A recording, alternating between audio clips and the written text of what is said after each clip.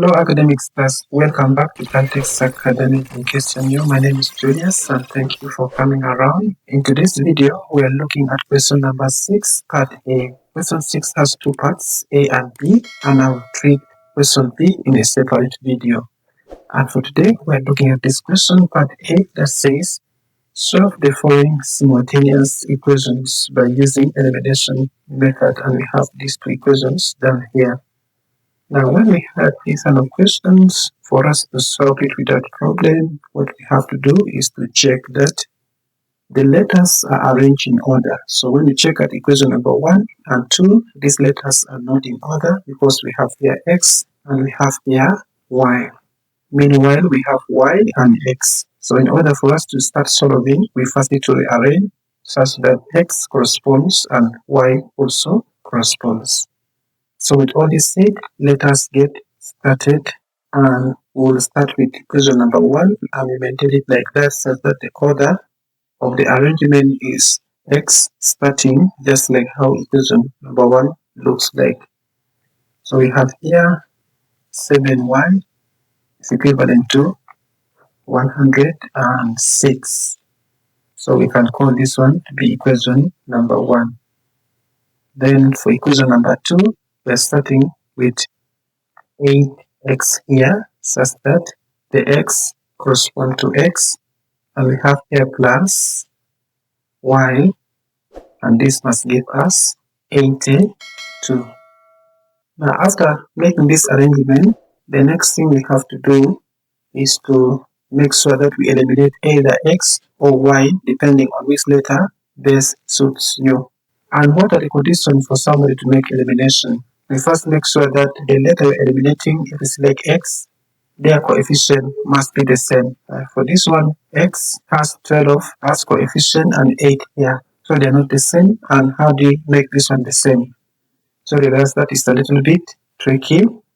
Now the easiest one would be eliminating y. And for making y having the same coefficient, for now we have -7, here is +1.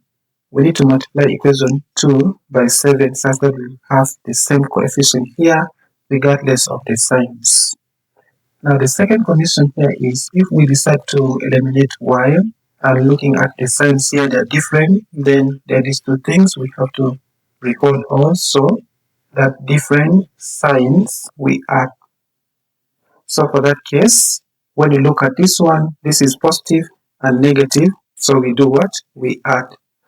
But assuming we start eliminating x, they are the same sign, positive and positive. So, same sign, we subtract triple s. So, these two conditions will also need to matter somewhere if we decide to eliminate x. So, now since we have decided to eliminate y, let's move on and multiply equation number 1 by 1. Just it will remain the same. We just need to occupy this space that I'm writing. And for us to have 7, they're just like this one, meaning we shall multiply equation 2 by also 7. Now let's do this multiplication. And we have equation 1 remaining the same thing. So we simply here copy, and that is 12x minus 7y. This must give us 106. Now for equation number 2, we multiply 7 by 8 and we obtain 56. So this is 56x plus 7 times y, we get 7y. And this is equivalent to 7 times 82, we get 574. Now we put it here. And therefore, since already made these coefficients the same and we have realized that the signs are different, now this time we will be adding the two equations together. So we can have this addition sign placed here, and it's also good to have a line drawn somewhere here. So let's start with our addition. 12x plus 56x, we get 68x here. Now, negative 7y plus positive 7y, will cancel down to 0, and that is where the name elimination is derived from. So from here, we will add 106 plus 574, and we obtain 680. Now our main aim is to now get the value for x.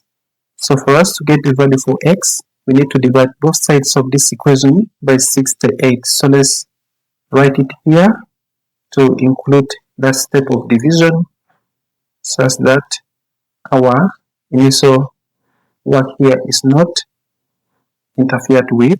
So we have to divide the 68 here by 68 to 1, and 1 times x will remain as x. So here by 68 we get 1, by 68 here we get 1, and the 0 is attached here. So finally our value for x is 10, and that is our answer. So since we've already gotten the value for x, we can now go on and get the value for y through substitution. If you wish, you can also eliminate x and get this one. I think that is a lot of work. So normally I just look at the simplest equation out of these two equations, 1 and 2. I think equation 1 looks more simpler because I have small number compared to here. I even have small number here in front of y compared to -7. This is 12, this is 8. So this equation becomes quite simple. Now we need to substitute the value of x, and we know our x is 10 in equation 2. So therefore we can write our equation 2 outside here, and that is 8x plus y is equivalent to 82. And since we are making y the subject, we may take 8x to the right hand side of this equation, and we have here 82 minus 8x. So we can make our substitution and we simplify to get our answer directly. So our 82 minus 8, and instead of x, we are placing there 10. So when we multiply 8 by 10, we get 80.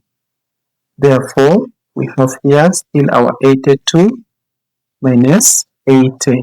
So if we subtract this 80 away from 82, the result is 2. And that becomes the answer for y. Therefore, if the value for x is 10, then the value for y would always be 2. And sometimes it's also good to check our answers through writing out one of these equations and substitute these values. If the right hand side agrees with the left hand side, then the answers are okay. Now let's do that with equation maybe number 1 here, and we have 12. This is just to check. So we have 12x minus 7y. This must give us 106. So as our x is 10, our y is 2, and that gives us 106.